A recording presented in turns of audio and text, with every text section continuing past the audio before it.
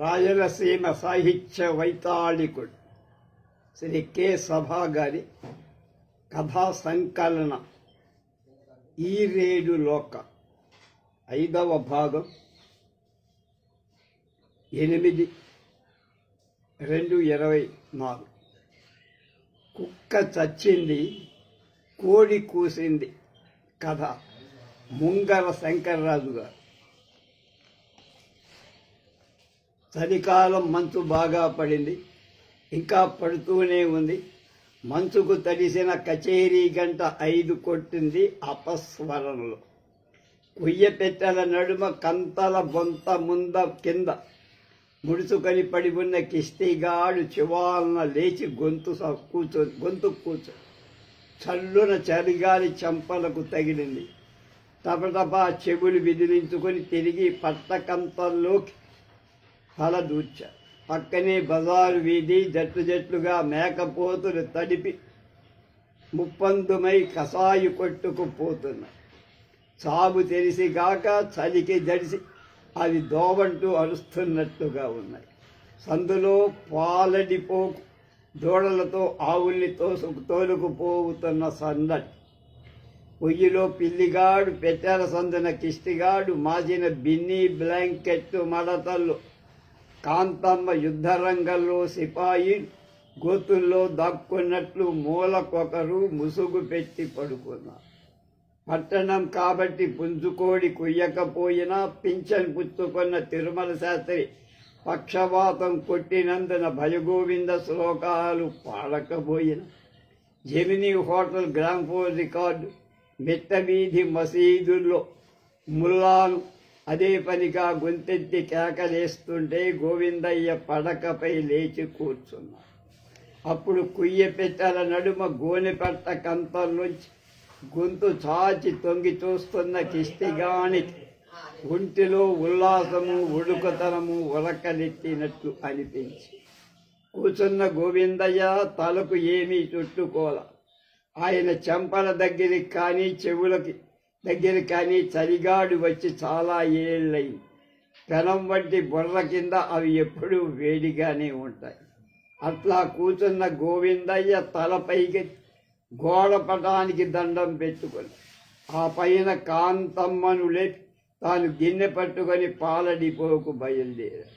పాల డిపో 4 గంటలకే తెరుస్తారు. ఆవులు ఎనుములు రాక ముందే మనుషులు రావటం కద్దు. ఆ చలిపొద్దులో అన్నీ ఒకసారిగా ఒకటి ఎరా ఆవు గేదె వస్తూ ఉండవు. పిండిన పాలు వచ్చి రాగానే పోయించుకొని ఒకరిద్దరుగా వెళ్ళిపోతారు. అప్పటికే ఆడామగ 1 డజనుకు పైగా పోగయ్యారు. చలికి ఏదో బాతాఖానీ సాగుతుంది వాళ్ళ మధ్య. దేశంలో కాఫీ పిచ్చి జనానికి బాగా తలకెక్కింది అన్నాడు బ్యాంకు శేషాద్రి వేదాంతిలా చలికి వణుకుతూ. అవును, అడుక్కునే బిచ్చగాడు, అందరమెక్కే స్వాముల వారు అందరూ కాఫీకి దాసులే అంటూ జుట్టు నాయుడు సమర్థించారు. నేను కూడా సుమారుగా 20 ఏళ్ల కింద ఇలాగే తెల్లవారుజామున లేచి పాల డిపో ఉండేది. ఆ పాల డిపోకి వెళ్ళి పాల ప్యాకెట్లకు ఎదురు చూసేవారు. మూలగా గోడకు నడుమ ఆంచి చార్మినార్ సిగరెట్టు తెగ పీలుస్తూ పాలకు వచ్చిన ఒక పెద్దింటి పరిగెత్తను అదే పదిగా చూస్తున్నాడు వెంకటేష్. అయ్యా, కాలం మారింది, కుక్కలు కూడా కాఫీ తాగుతున్నా ఇప్పుడు అని అప్పుడే డిపోలో అడుగు పెడుతున్న గోవిందయ్యను గురి చూసి అన్నాడు ఆ మాట. ఏంది, కుక్కలు కాఫీ తాగుతాయా? చోద్యంగా ఉంది. సుబ్బయ్య శెట్టి ఆశ్చర్యం వ్యక్తం చేశాడు. ఒట్టి గిన్నె ఒడిలో పెట్టుకొని. సిటీల్లో షావుకార్ల కుక్కలు ఇంకా ఏవో డ్రింకులు కూడా తాగుతాయంట. ఒక గొంతు గుంపులో గొణిగి కళకు దేశంలో షావుకారుల డబ్బు తినే అదృష్టం సీమ కుక్కలకే దక్కింది అయ్యవారు విశ్లేషించి గూఢంగా తలకు మఫ్లర్ బిగిస్తూ. ఏం గోవిందయ్య, ఎనుం పాలు పోయమంటావా? డిపో గ్రామస్వామి గోవిందయ్య రాగానే అడిగారు. ఆవు పాలు రాని ఎక్కువ తీసుకుంటాను, ఎనుం పాలు వద్దులే అంటూ పక్కగా గోడ దగ్గరకు వెళ్ళి నిలబడ్డాడు గోవి. మా కాంతమ్మత్త చిక్కని ఆవు పాలతో ఘాటుగా కాఫీ చేసి పోస్తే కాని పొద్దునే కిష్టిగాడు ముట్టుకోడేమో, పోనీ ఎనుపాలు కాకేయబ్బా అంటూ వెంకటేశుడు ముందుకు వచ్చి పాత్ర పట్టాడు పక్క నవ్వుతో. ఆ మాటకు నలుగురైదులు కిసుక్కున గొంతులో నవ్వుకున్నారు. వెంకటేశుని ఎత్తి పడుపు గోవిందకు ఎక్కడో తాకినట్టు. పొద్దున్నే నీవు తాగి వచ్చావు కదరా ఘాటుగా, అది అట్లా అనుకోరాదు, సూటిగానే అంటించాడు గోవింద్. నాకేం కర్మ, పొద్దున్నే ఆ కంపెనీలు గొంతులో పోసుకునేందుకు అప్పటం 6 రూపాయలది ఆరగించి వచ్చాను మామయ్య అన్నాడు.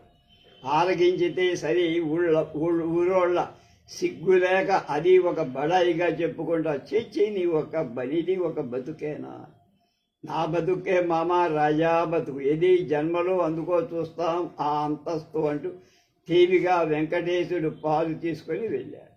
గోవిందయ్య తమాయించుకొని అలా నిగ్రహం తెచ్చుకోవడం ఈలోగా ఆయన అప్రయత్నంగా అలవడుతూ ఉంచి ఇంతలో ఆవు పాలు వచ్చాయి. ఏం గోవిందయ్య, ఇంకా 2 నెలల బాకీ ఉంది. పాలు పోస్తూ మెల్లిగా బాకీ సంగతి ఎత్తాడు డిపో రామస్. 2-3 దినాల్లో ఏదో కొంత సర్దటానికి ప్రయత్నిస్తాను సామస్వామి అని మెల్లగా సమాధానం ఇస్తూ గోవిందయ్య డిపో నుంచి వెళ్ళాడు. వెంకటేశుడు డిపో వెలుపల గోవిందకై కాచుకుని ఉన్నాడు. మామా ఒక మాట అనిపోతున్న గోవిందయ్యను పలకరించాడు. కానీ ఆయన వినిపించుకోనట్లు ముందుకు సాగాడు. ఏం మామా, కోపమా నా మీద? వినయం ఒలికిస్తూ గోవిందయ్య అడ్డుపడ్డాడు. వెంకటేశుని కన్నుల్లో ఎప్పటిలాగా ఎర్ర జీర, నోటిలో దుర్వాసన, అయినా చూపుల్లో భంగిమల్లో లౌక్యం తొంగి చూస్తాడు. నీపై నాకు కోపం ఎందుకురా, కానీ నీ బతుకు పద్ధతి చూస్తుంటే అన్నాడు. చూస్తుంటే మొగలాయి బతుకుగా కనపడుతుంది కదూ అంటూ వెంకటేశుడు ఆయన వాక్యాన్ని పూర్తి చేసి కోపం రావలసిన చోట నవ్వు వచ్చింది గోవిందయ్య. గాడిదకు గాడిద పిల్ల ముద్దు, సరే ఇప్పుడెందుకు వచ్చిన మాటలేవి అంటూ గోవిందయ్య తప్పుకొని ముందుకు నడిచాడు. అది సరే మామ, మొన్న నేను అడిగిన సంగతి ఆలోచిస్తేవా? అదే ఇంటి సంగతి మళ్ళీ ఒకసారి జ్ఞప్తికి చేస్తామని ఇక్కడ నిలబడ్డా. గోవిందయ్య ఒక అడుగు ఆగి 1/2 నిమిషం ఆలోచించి ముందుకు సాగిపోయాడు మౌనంగా. వెంకటేశుడు బొమ్మల వ్యాపారంలో ఘటికులనిపించుకున్నాడు. హై రోడ్డులో అంతస్తులున్న భవనం అద్దె తీసుకొని దానికి ఒక బోర్డు కట్టి మామగాళ్లను మేపుకుంటూ పబ్లిక్గా బిజినెస్ చేయడం అంటే అక్కడికక్కడ, అంటే బస్టాండ్ పక్కగా బజారు సందులు, మార్కెట్ దగ్గర, గుడి వెనక, మారుమూలలో చిన్న చిన్న ఇరుకిండ్లు తీసుకొని అందులో ఇంకో రంగు పెట్టి గుట్టుగా బేరం సాగించడంలో సుఖానికి సుఖం, లాభానికి లాభం ఎక్కువగా ఉంటుందని తొలుత 2 తావుల్లో అంచనా అమల్లో పెట్టాడు. అది పెద్దోళ్లను బాగా ఆకట్టుకొని 10 రోజుల్లోనే పుంజుకొని 2 చోట్ల దుడ్డు రస్తు కురుస్తోంది.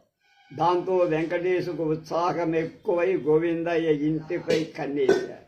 ఆ ఇంటి భాగంగా పడమటి తట్టు వైపు ఒక అర ఖాళీగా పడి ఉంది. బిజినెస్కు అది మంచిగా అనువైనది. ఒకప్పుడు గోవిందయ్య దానిలో సోడా మిషన్ పెట్టి ఉండే, ఇప్పటిది నిరుపయోగం. ఆ భాగాన్ని బాడుగకెమ్మని వెంకటేశుడు పదే అడగతన్నాడు. గొంతులో ప్రాణం ఉండగా అట్లాంటి నీచ పనికి గది ఇవ్వనని గోవిందయ్య తెగేసి చెప్పాడు. దాన్ని గురించే వెంకటేశుడు మళ్ళీ ఒకసారి జ్ఞాపకం చేశాడు. పాలు పట్టుకుని గోవిందయ్య ఇంటికొచ్చాడు. కాంతమ్మ పొయ్యి దగ్గర డికాక్షన్ తీర్చుతోంది. వెనక నుండి కిష్టిగాడు ఆమె వీప మీద కాళ్ళేసి తొందర చేస్తున్నాడు. గోవిందయ్య రావటం చూసి కిష్టిగాడు కాంతమ్మ వీపు దిగి కాస్త వెనక్కు దగ్గి తోక ఆడిస్తూ గొంతు కూర్చున్నాడు. కొంతకాలంగా ఆయన ముందు కాంతమ్మతో చలువు చెయ్యటానికి కిష్టిగాడు జంకుతున్నాడు. ఆయన పాలగిన పొయ్యి దగ్గర పెట్టి పెరట్లోకి వెళ్ళాడు. మొగం కడుక్కొని తిరిగి వచ్చేటప్పటికే కాంతమ్మ కాఫీ కలిపింది. కిష్టిగాడు తన ముందున్న కప్పు గిన్నెలో పొగలిపోతున్న వేడి కాఫీ జరుపుకుంటున్నాడు. కాంతమ్మ కాఫీ గ్లాసు గోవిందయ్య అందుకి వెనక్కు పైకి బయట సర్దుకోబోయింది. గోవిందయ్య గుండె గుబేలు ఒళ్ళు మండే కోపంతో ఏమేమి కిష్టిగాని చేత మళ్ళీ రవిక చింపించుకుంటివా అని అరిచాడు గడ్డి. కాదులే, నిన్న ఉతికి ఆరేసేప్పుడు కొయ్య పట్టుకొని చిరిగింది, కుట్టుకోను తీరిక లేక అట్లా వేసుకున్నా. దూడకు గడ్డిగాను టెంకాయ చెట్టెక్కినట్టు సమాధానం చెప్పిన. పైగా అబద్ధాలు కూడా నా బుద్ధినే. ఇంతకుముందు నా కళ్ళతో చూశానేవాణ్ణి, నువ్వు వీపుకెక్కించుకోవాలి. అవును నిజమే, ఎక్కించుకున్నా చింపేశాడు. ఇప్పుడు నన్నేం చేయమంటావు? నిర్భయంగా ఉప్పేసుకుంది కాంతమ్మ కుండ కొట్టినట్టు. ఏం చేయమంటావా? నిన్ను వాణ్ణి కాళ్ళు కట్టి ఆ మండే పొయ్యిలో కుక్కేద్దామని. గోవిందయ్య కోపం ఆమెకు బాధ కలిగి చూస్తున్నా. ఈలోగా కిష్టిగాన్ని చూస్తే ఎందుకట్లా మండిపోతుంటావు? గుడికెడు కాఫీ నీళ్లు తాగినా చూడలేకుండా దూరు లేని బిడ్డను మంటలో కుక్కుతానంటానికి పొద్దున్నే నీకు నోరెలా ఆడుతోంది. అందుకే కొట్టుకొని కొంప ఇట్లా గుడ్డుతనం తెచ్చుకుంది. మన భోగాలు అది ఏమంత భోంచేస్తుందని అట్లా ఆడిపోసుకుంటావు అంటూ కస్సుమని లేచింది కాంతి. ఆ కోపంతో పొయ్యి గడ్డపై పడుకొనవన్న పిల్లిని ఒక దెబ్బ కొట్టిలేదు. దాని ముందు సగం పాలు నేల దొర్లించి మట్ల బిల్లి అమాంతంగా ముందుకు వంగి గుడుగుడుగు నురుగు పాలు తంపుగా జర్రుమంది. ఆ జర్రుకుంది. ఆ పైన మూతి నాక్కుంటూ తాపీగా కూర్చుంది. కిష్టిగాడికి ఎడంగా కాంతమ్మ ఎదురు. కాఫీలు పాలు ఆరగించి తన ముందు ముచ్చటగా కూర్చొని, అమ్మా అమ్మా, మా ఇద్దరులో నీకు ఎవడు మంచోళ్ళో చెప్పమ్మా అని ఆ పసికందులు తను అడుగుతున్నవా అన్నట్లు కాంతమ్మ తల్లి బిడ్డల్ని చూసుకుంటూ మురిసిపోయింది. మొగుణ్ణే మరిచిపోయింది ఆ క్షణం. మింగను మెతుకులేదు మీసాలకు సంపెంగ నూనె అన్న సామెత గోవిందయ్య నోట్లోకి తెచ్చుకొని నొసలు గుద్దుకొని నోరిచించుకొని ఇవేమీ కాబట్టవు కాంతమ్మ. ఆమె లోకమే ఆమె. గోవిందయ్య కానీ, గోవిందయ్య భాష కానీ, బాధలు కానీ, బతుకు కానీ ఈ లోకం దరుబిదాపులకు కూడా రాలేవా? గోవిందయ్యకు రాక్షసుడికి వచ్చేంత కోపం. ఒక పెద్ద బండ ఎత్తి కిష్టిగాడు పిల్లిగాడు కాంతమ్మల లోకం వైపే పచ్చడి చేద్దామా అన్నంత కోపమైతే రాక్షసుడి శరీరం గోవిందది కదా. కోపాన్ని గుట్ట మింగుతూ క్రియాశూన్యంగా ఉండిపోయాడు. గోవిందయ్య ఆస్తులు పోగొట్టుకున్నాడు. తంటాలు పడి వాటి తాలూకు అలవాట్లు తగ్గించాడు. కానీ ఒక్క కాఫీ అలవాటు ఇప్పటికీ ఆయన్ని అంటిపెట్టుకొని వికటించిన జీవిత క్రమంలో ఎదురు జరిగిన ఆ ఒక్క ఖర్చు కూడా నిండు బండికి పేడ చాటంత బరువుగానే ఉంది. రాను కాంతమ్మ ఆ చాటంత కాఫీ ఖర్చును పిల్లిని కుక్కను కలుపుకొని గంపంతగా చేసి నెత్తిన పెడుతూ తెల్లవారుజామున అందున చలికాలంలో వేడి కాఫీ తాగే ప్రాప్తి కూడా ఇక మీదట తను దక్కించుకోలేదేమో అనుకున్నా. పొద్దు మొలిచి బారెడెక్కి గోవిందయ్య బజారుకు వచ్చి బంకు తెరిచాడు. అయినా బంకులో ఏముందిలే, దొడ్డిపోయినట్లు శూన్యం. ఖాళీ సీసాలు, డబ్బాలు, అరలు అన్ని ఈగలు లేచిపోయిన తేనె తుట్టలాగా. బంకుకు పంచ ప్రాణాలు అనదగిన బీడీలు, సిగరెట్లు, అగ్గిబెట్టలు, ఒక్క పొట్టాలు, సోడా బుడ్లు రెక్కలు కట్టుకొని ఎప్పుడో లేచిపోయాయి.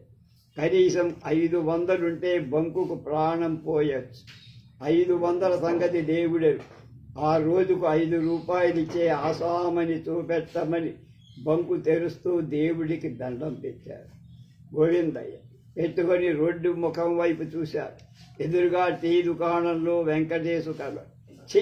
పొద్దున్నే దేవుణ్ణి చూసిన ముఖంతో ఈ పాడు వెధమని చూశానే అనుకుంటూ ముఖం చెట్టించి దక్షిణ దిక్కు తిరిగారు. అదే వేళకు అయ్యవారు అక్కడికి రావటం జరిగింది. అయ్యవారు తరచు బంకుకు వచ్చి పత్రికలు అవి తిరగేస్తూ కాలం గడుపుతారు. ఇంకా పేపర్ అబ్బాయి రాలేదా అడిగాడు అయ్యవారు. వచ్చే వేళయింది, రెండు కూతుందురు. గోవిందయ్య ఖాళీ చెక్క పెట్టే ఒకటి పక్కన వేసి అప్పుడు అంటూనే పేపర్లు వేసే కుర్రాడు సైకిల్ పై వచ్చి రోడ్డుపై 1/2 నిమిషం ఆగి చక్కా వెళ్ళిపోయాడు. 3 వారాల పత్రికలు బాబతు 50 రూపాయలు బాకీ ఉంది. 2 రోజులుగా పేపర్లు వేయటం మానేశాడు. తెచ్చుకున్న ఆసామికి తిరిగి ఇచ్చే స్తోమత పోగొట్టుకున్నాను మాస్టర్ అని ఒక నిశ్వాసం వదిలాడు గోవింద్. ఆ పైన జమినీ హోటల్ నుండి పేపర్ ఒకటి తెచ్చి చూడండి మాస్టారు అంటూ అయ్యవారికి అందించాడు. అంతలో ఏం గోవిందయ్య రమ్మంటావా? మరి నడి రోడ్లో బండి నిలబెట్టి తేయాకు అమ్మే కాకి దుస్తులాయన్ అడిగాడు గోవిందయ్య. 1-2 రోజులు ఓపిక పట్టండి సార్, మొత్తం ఒకేసారి సుఖాయించేస్తా, అదిగో ఎల్లుండి అని గోవిందయ్య వాక్యం పూర్తి కాక మునిపే సేల్స్ మెన్ ఏదో వదులుకుంటూ ముందుకు సాగిపోయి. ఏం గోవిందయ్య, ఒక శుభవార్త. పేపర్ చూస్తున్న అయ్యవారు మధ్యలో పలకరించి, టాక్సీలు నడుపుకునే డ్రైవర్లకు బ్యాంకులు అప్పులిస్తాయి, మీలాంటి బంకుల వాళ్లకు కూడా సహాయం చెయ్యొచ్చన్నారు. యమున తరలి వచ్చి ఎడారిని తాకినట్టు ఈ వార్త గోవిందయ్య చెవులకు చల్లగా ఆయన ఆత్రంతో పత్రిక మీదికి వంగాడు. చూద్దాం మామా, మాస్టర్ బుద్ధినే ఏదో భలే ఆలోచిస్తున్నట్లుందే అంటూ వెంకటేశ్వర్లు వచ్చారు. ఏముందిరా ఈ మధ్య అంతగా ఆలోచించటానికి? తల పైకెత్తి చప్పగా అన్నాడు గోవిందయ్య. వెంకటేశుడు రావటం ఇష్టం లేనట్టు. అది నిజమేలే, జోగి జోగి రాసుకుంటే బూడిద రాలిందట అంటూ ఒక వెకిలి నవ్వాడు వెంకటేశ్వరుడు. తనకు వచ్చిన నిర్వచనానికి లోలోన నవ్వుకున్నాడు అయ్యవారు. కానీ గోవిందయ్యకు వాడి మాట తీరు కోపం తెప్పించి, ఒరే వెంకటేశు, పెద్ద చిన్న పరిజ్ఞానం లేకుండా మరీ ఏందిరా అట్లా బరి తెగించి మాట్లాడుతున్నావు? ఏంది పెద్ద చిన్న పరిజ్ఞానమా? నాకు లేదంటావా అని ఒక సిగరెట్ మట్టి గట్టిగా దమ్ములాగి, పైసాలున్నోళ్ళు పెద్దోడు, అవి లేనోడు చిన్నోడు అంతే. దీనికి పెద్ద చదువులు చదవాలా తెలుసుకునేందుకు పొడుగ్గా పొగ వదులుతూ అగ్గి పొల్ల పారి, ఏ మాస్టారు ఏమైనా కొత్త సంగతులా పేపర్లో అడిగారు. బ్యాంకులు బీదవాళ్లకు అప్పులిస్తాయని పత్రికల్లో ఆ విషయమే ఇందాక గోవిందయ్యకు చెబుతూ, బీదోళ్లంటేను కొయ్యపెట్టపై కుడికాలు మోపుతూ ఆసక్తి వ్యక్తం చేస్తున్న వాడిలా ప్రశ్నించాడు వెంకటేష్. అంటే టాక్సీలు నడుపుకునే డ్రైవర్లు, ఇట్లా బంకులు పెట్టుకునే చిన్న తరహా వ్యాపారస్తులు అనుకుంటా అన్నాడు అయ్యవారు.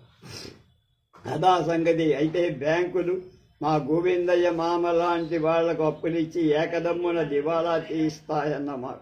ఇంకే మా అత్తమ్మ కిస్తిగాడు మళ్ళీ ఒక వెలుగు వెలిగినట్టే అంటే గుడ్లు కళ్ళు మూసుకొని గట్టిగా ఒక దమ్ములాగా. కానీ అయ్యవారు అతని వ్యంగ్యాన్ని పట్టించుకోకుండా పోనీ బంకు చాలించి టాక్సీ పెట్టుకుంటేను ఎటు గోవిందయ్య డ్రైవింగ్ తెలిసిన వాడే ఆలోచిస్తూ సూచి, బంకు కానీ బండి కానీ. వెంకటేశ్వర ముఖం కాస్త గంభీరంగా మార్చి, అసలుకు నన్ను అడిగితే ఒకే మాట మాస్టర్, బతుకు బాగుపడాలంటే మొదట బాట మార్చుకో, అందాక ఎన్ని చేసినా లాభం అంటే అని అర్థం కానట్టు అయ్యగారు వెంకటేశు తట్టు చూశారు వైపు.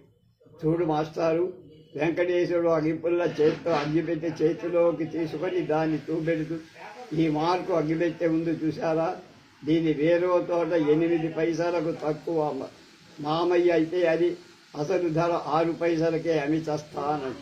అట్లా ధర్మరాజుల్ని ఏ వ్యాపారమైన ఎంతకాలమని మోస్తుంది. లారీతో మొదలుపెట్టిన మామ ఈ 5 ఏళ్లలో ఈ బంకు కాడికి దిగి వచ్చాడు. ఇంకా ఎంత కాడికి? ఇంతకు నువ్వు చెబుతుందేంట్రా? నీ పద్ధతికి నన్ను దిగి రమ్మంటావు అంతేనా? గోవిందయ్యకు ఒళ్ళు ఉడికిడొచ్చి ఒకసారి మొగం వీధించి, ఒరే వెంకటేశ్, నువ్వు 100 చెప్పు, నీతి నిజాయితీ లేని వెధవ డబ్బుకు చచ్చినా నేను దిగదారురా, అంతకంటే పస్తుండి బిచ్చమైన ఎత్తుకుంటా అంతే అన్నాడు ఆవేశం. ఏమన్నావు మామా, నీతి నిజాయితీనా? వెంకటేశుడు పగబలపడి పక్కపక్కన విరగబడినవి చేపలేని చచ్చునాయాళ్ళు, చేపలేని చచ్చునాయాళ్ళు ఉంటారే, వాండ్లు చెప్పే మాటలు ఇవి అన్నాడు.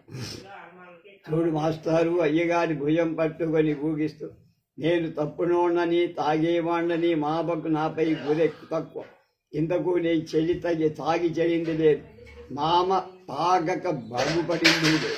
అనుభవంతో చెబుతున్నా మాస్టర్, ఈ నీతి నిజాయితీ ధర్మం అనేవి ఉన్నాయి. ఈ నల్లుని ఎంత దూరంలో ఉంచితే అంత మంచి. దగ్గరికి తీర చేశామా మనిషిని ఇట్టే పీల్చి పిప్పి చేసేస్తాయి. ఆ పైన వాడు అంతే, ఆ పైన వాడు అంతే ఆ పైన వాడు అంతే హతమైపోవాల్సిందే. కొంతసేపు ఆగి మరి పోతే ఇక నాగ సంగతి చెప్పమంటావా? ఇదిగో కాలి మీద కాలేసుకొని ఈ రాత్రే 50 రూపాయలు సంపాదించి అంటూ జోబీలోంచి నోట్లు తీసి చూపించబోయా. అప్పుడు అక్కడికి ఒక పోలీసు వ్యాన్ వచ్చాయి. 2 పోలీసు వాళ్ళు దిగువచ్చి వెంకటేశుని వ్యాన్లో ఎక్కించుకొని వచ్చిన దారి వెళ్ళిపోయారు. చూసారా మాస్టారు? వ్యాన్ వైపు చూపిస్తూ గోవిందయ్య అన్నారు. ఈ దొర బతుకే ఇందాక మావాడు తెగ మెచ్చుకుంటూ వాడు. మాస్టారు నోరు మెదపల, మూతిపై వేలు పెట్టుకుని చూస్తే ఉండిపోయారు. గోవిందయ్య సరుకులు గాను బండి బజారు వెళ్ళి పొద్దు ముదిరి నెత్తిపై కొట్టి బజారంతా చుట్టి కళ్ళకు ఇంటి ముఖం పట్టాడు. ఒక కట్ట బీడీలు అథవా 1 డజన్ అగ్గిబెట్టలు, ఆఖరికి అరకట్ట తమలపాకులు కూడా ఎక్కడ అప్పు దొరకదు. ఒట్టి చేతులతో నకనకలాడే కడుపుతో నిస్పృహతో తిరిగి వస్తున్న గోవిందయ్య అప్పుడే మసూర్పై కేఫ్ మెట్లు దిగుతున్న వెంకటేశ్వరుని చూసి విస్తుపోయి 2 నెయ్యి మసాలా దోశలు తిన్న నోటి ఒక న్యాబీకట్ సిగరెట్ అందిస్తూ వెంకటేశ్వరుడు గోవిందయ్య దగ్గరికి వచ్చి ఈ పాటికి జైల్లో పడి ఉంటాననుకున్నాడు వెంకటేశ్వరుడు. ఇక్కడ హోటల్లో మజా చేసుకుని వస్తున్నాడేమా అని ఆశ్చర్యపోతున్నావు కదూ మామా? అవులే, తెలియక నీలాగే చాలా మంది అనుకుంటారు. గోవిందయ్యకు ఇంకొంచెంగా దగ్గరగా జరిగి గొంతు తెచ్చి, నేను బంగారు గుడ్లు పెట్టే బాతు మామ. అప్పుడప్పుడు మామగారుడు వచ్చి నన్ను మంటపానికి తీసుకుపోతుంది. నా మంచి చెడ్డ విచారిస్తా. బాగా మేస్తూ ఉండు, ఇంకొంచెం కండబెట్టి మరింత పెద్ద సైజు గుడ్లు పెట్టి పంపుతూ ఉండు అని పాపయ్య అన్నాడు చూడు. ఆయన ఆ బాబతో మరింత దువ్వి ఈ దినం ముద్దు పెట్టుకొని పంపాడు. సరే అది పోని, ఈ బాపతు బాస ఈ తలకెక్క సాగులే. ఎక్కడ ఇంకా సరుకు అది చేసినట్లేదే. బజారంతా తిరిగా 10 రూపాయల సరుకు అప్పించిన పుణ్యాత్ముడు కనపడదా. పుట్టి చేతులతో వెళ్ళి ఖాళీ బంకుల్లో ఎట్లా నూచోన్రా వెంకటేశు అన్నాడు గోవింద్. గొంతు చీరబోయిందా సమయంలో. మామా వెంకటేశ్వరుడు మెడ వరగబెట్టి అప్పటంగా సొంత నవ్వు నవ్వుతూ, పిచ్చి కాకపోతే బజార్లోకి వచ్చి నీ మాదిరి పుణ్యాత్ములు ఎందుకుంటారు మామ? ఇక్కడ ఉండే వాళ్ళందరూ రకం పావిత్ర పాపాత్మ. సిగరెట్టు పారేసి ఖాళీ బూటుతో రాస్తున్నా. నువ్వేమో నన్ను గచ్చోడు బొచ్చోడు అంటావు. అయినా పర్లేదు, కానీ నిన్ను చూస్తుంటే మటుకు నాకు ఒకప్పుడు జాలి, మరొకప్పుడు నవ్వు వస్తూ ఉంటుంది. నచ్చుకు ఒక మాట తీసుకో. 10కి 10 డబ్బు పూలల్లో పెట్టిస్తానని 10 రోజుల నుంచి పదే అడుగుతున్నానా? అయినా నువ్వు పెడమొగం పెట్టి ఏ రోజుకు ఆ రోజు వెత్తమెత్తుకొని బజారు పెట్టు. పైగా బజారులో పుణ్యాత్ములు లేర్రా అని వాపోతున్నావు. ఇది ఎట్లా ఉందంటే పిల్లప్పుడు చదివిన పద్యం ఒకటి గుర్తుకొస్తుంది. శివుడు వెత్తమెత్తగా వలసన్నాడు. నిజమే, నీ శాల్తీ శివుళ్ళు ఇంకా ఉండబట్టే నానాటికి దేశం యొక్క దిగజారిపోతూ. సరే, పొద్దెక్కింది. ఈ సందులో నాకు అర్జెంటుగా పనొకటి ఉంది, మళ్ళీ వచ్చి కలుసుకుంటా అంటూ వెంకటేశుడు గబగబా పక్క సందులోకి వెళ్ళిపోయి అప్పు, ఆకలి, ఎండా తిప్పట అప్పటికే ఎంతో అలసిపోయి ఉన్న గోవిందయ్యకు వెంకటేశుడు కనబడిన తీరు, మాట్లాడిన వైనం మిరపకాయలు నరిచినట్లుగా ఉంది. గోవిందయ్య చిరాగ్గా ఒకసారి మూతి వెళ్ళి పెద్ద అంగాలతో పొగులు పోతూ వచ్చి బంకు చేరారు. బంకులో కాంతమ్మ కాసుకొని కూర్చో తిందులోంచి ఒక్కో బిస్కెట్టే తీసి కిష్టిగాడి ముందు వేస్తుంది. కిష్టిగాడి గంటేసి ఆమె చేతిలోని బిస్కెట్ అందుకుంటారు. ఆ దృశ్యంగా చూడగానే గోవిందయ్యకు ఒళ్ళు మండి, రాక్షసులు నిన్ను నిలువునా నమలక తింటున్నారు, నన్ను పాది పెట్టినా పాపం లేదు అనే కదురుకొని అక్కడ మరొక క్షీణమైన ఆగక గిరుక్కున తిరిగి చరచర ఇంటి వైపుకు. కిష్టిగారు పనస తొనలంటే పడి చేస్తారు.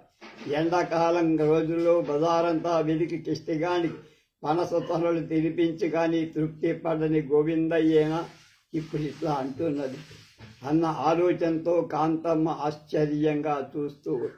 మరుదినం ఉదయం మంచు మసగా వేడి చురుకెండ వీధిలో విస్తరించుకుంటూ ఉంది. గోవిందయ్య బంకులో ఉన్నాడు. పక్కనే అయ్యవారు కొయ్యపెట్టపై కూర్చొని వారపత్రిక తిరగేస్తారు. బంకుకు 10 గజాల దూరంలో రోడ్డు తార మున్సిపాలిటీ వారి కొట్టు పెట్టె బండి ఉంది. బండికి చుట్టూ మూత. ఈ వైపు ఆ వైపు గాలి పోవటానికి వరుసగా రంధ్రాలు. 4 నల్ల మనుషులు బజారుకు వచ్చి కలుస్తున్న సందు వీధిలో తాత్సాడుతున్నారు. యమకింకర్ లాంటి ఆ 4 ఒకటి చేత పొడుగాటి ఉరితాడు, మరొకటి పడ్డ దుడ్డు కర్ర ఉంది. 3వ సందు మొగదల చిన్న భజన గుడి ముందు సిమెంటు అరుగు మీద ఒక పుల్ల కుక్క. అది గొంతు కూర్చొని కళ్ళు మూస్తూ తెరుస్తూ మగతగా నీరెంద కాచుకుంటూ. కింకరుడు ముందు తట్టుగా 2, వెనక తట్టుగా 2 దాని వైపు నడిచారు. ముందున్నవాడు ఉచ్చుతాడు దాని తలపైకి విసిరి చివుక్కునలాగా అది కుయ్య అనబోయి తటాన ఇంకోటి వెనకాడు జవిలి పట్టుకొని ఏడగల పడ్డాడు. 3వవాడు దుడ్డుకర్రతో బలంగా దాని మెడపై ఒకటి అంటి. పుల్ల కుక్క మెడ వారేసి ముందుకని. ఈ దెబ్బకు 10 నిమిషాలకు గాని అది మూర్ఛ నుండి తేరుకో. భటులు బరబరా దాన్ని ఈడ్చుకుంటూ వెళ్లి పెట్టె బండిలోకి విసిరే. పుల్ల కుక్క భటులకు పరితోషంగా 2.5 రూపాయలు బండిలో పడుకుంది. ఆ పైన నల్ల మనుషులు చుట్టిగా చేతులు దులుపుకొని పెట్టెవల్లి లాక్కుంటూ మరో సందు వైపు కదిలి. ఆ వేట అట్లా చిటికలో జరిగిపోయి. ఒక కుక్కను పడితే 2.5 రూపాయలు. బండెలో 2 కుక్కలకు బండి నిండితే 30 రూపాయల వరమా. అంటే రోజుకు మనిషి కుక్కంటికి 7.5 చేతికి ముడుతుంది. అది వారి బతుకు ఇది ఒక తెరువే అని గొడిగాడు ఇందాక ఆ దృశ్యం చూస్తున్న అయ్యవ. కుక్కలు జనానికి అడ్డొస్తున్నాయి. ముఖ్యంగా బస్తీ జనానికి నాటు కుక్కల బెడద మరీ ఇబ్బందిగా ఉంది. కాబట్టి మున్సిపాలిటీ కుక్కలున్నను చంపడానికి పూనుకున్నాయి. నూలు తాళ్లు, దుడ్డు కర్రలు, పెట్టెబండ్లు అందజేసి అదనంగా కుక్క 2.5 వంతున మొట్ట చెబుతోంది మున్సిపాలిటీ. ఆలోచించగా ఆ కాండ అంత ఔచిత్యంగా కనపడలేదు అయ్యగారు. మన ఊరి జనాభా ఎంత? 60,000. కుక్కలు ఎన్ని ఉంటాయి? ఎక్కువగా చెప్పుకున్నాం 300 కంటే మించి. మరి 300 కుక్కలు 60,000 మందికి అడ్డు వస్తున్నాయా?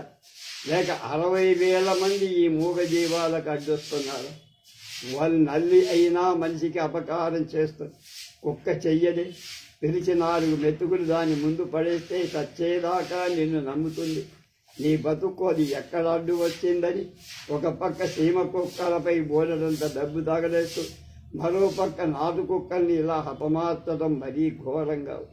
ఇంతకు ఈ గడ్డపై పుట్టడమే అవి చేసుకున్న అపరాధం. చూస్తున్నావా గోవిందయ్య, కుక్కల్ని ఎలా చంపుతున్నారు?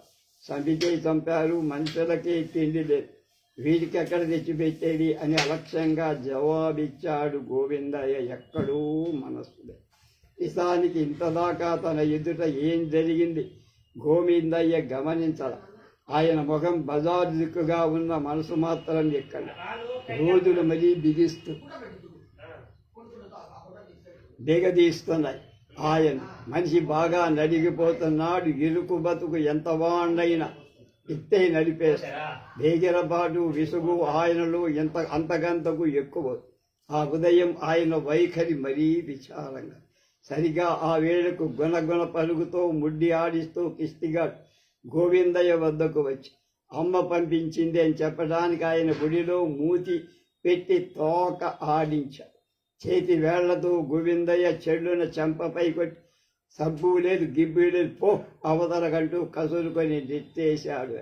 అవతల వాణ్ణి పంపుతాను, ఒక మురికి సబ్బు పంపిస్తూ అని పొద్దుట వచ్చేటప్పుడే కాంతర్మ చెప్పు. ఆ దెబ్బతో కిష్టిగాడు రోడ్డుపై వెల్లకిలా దొర్లుకొని గబాన లేచి ఇంటి వైపు దౌడి. అప్పుడే ఎదురు వస్తున్న వెంకటేశుడు 2 చేతులు అడ్డంగా భారతాచి అదలా కిష్టా వెనక్కి మీ నాయన చేత బిస్కెట్ తెప్పిస్తా అంటూ దారికి అడ్డంగా వచ్చి కిష్టిగాడు గబుక్కన పక్కకు మళ్ళీ దగ్గరలో ఉన్న సందు వీధిలోకి జాడు. పొద్దున బంకు దగ్గర వెధవ కిష్టిగాడు తిరిగి ఇంటికి వెళ్ళిన మధ్యాహ్నం గోవిందయ్య ఇంటికి వచ్చేప్పుడు కిష్టిగాడెక్కడా అని అడిగింది కాంతమ్మ అన్నం పడి. చెయ్యాలక నేను చస్తుంటే చేతికి మాటికి ఎందుకట్లా పంపుతావు? అది కావాలా ఇది కావాలంటే ఎక్కడ ఊసిపోను ఊరిపోసుకోను అని తన దుస్థితి భార్యకు తెల్లం చేసే ధోరణిలో గోవింద. సరుకుల సంగతి ఎవరెట్టారు? నేను అడిగేది కిష్టిగాన్ని గురి. ఇంకా వాడి ఇంటికే రాలేదు అంటున్నా.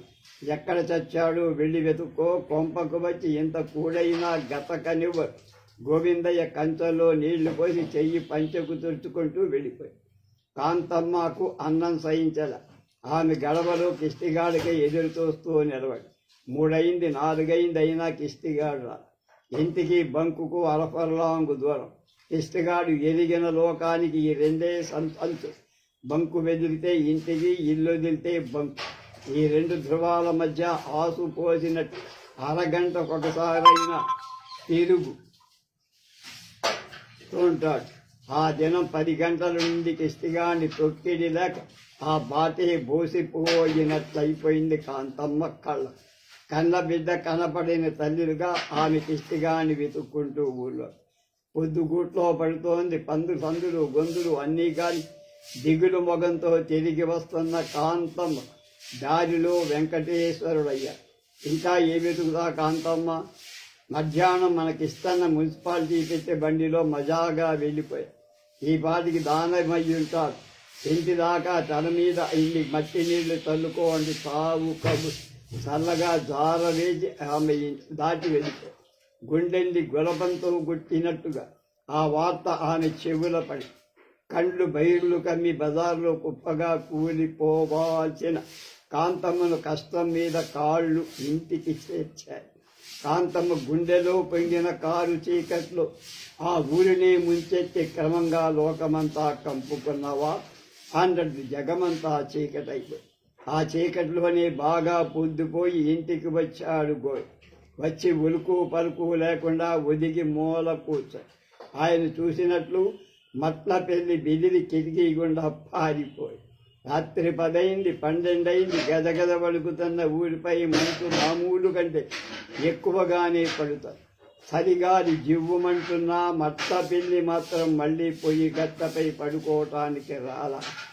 లేస్తం నల్ల కుక్క రాకకై 1000 కళ్ళకు కంతల బొంత చెక్క పెట్టల నడుమ దీనంగా పడి చలి పెలుగు తాకిడికి గురైన వారిలా కాంతమ్మ గోవిందయ్య చిరకములా గోడలకు హత్తుకుపోయినట్టు పడు. మబ్బుటింట్లో మొగాలు కనపడకపోవడం కూడా మంచిదైంది. వారి చీకటి దయ్యం తిరుగుతున్నట్లు కాలం భయంగా గడుస్తోంది వారిద్దరు. కిష్టిగాడు జ్ఞాపకానికి కాంతమ్మ ఎదలో పరలుగా దుఃఖాన్ని పెళ్లగిస్తున్నాయి. పెంచుకున్న బిడ్డను గొంతు పిసికి చంపింది పాడులో.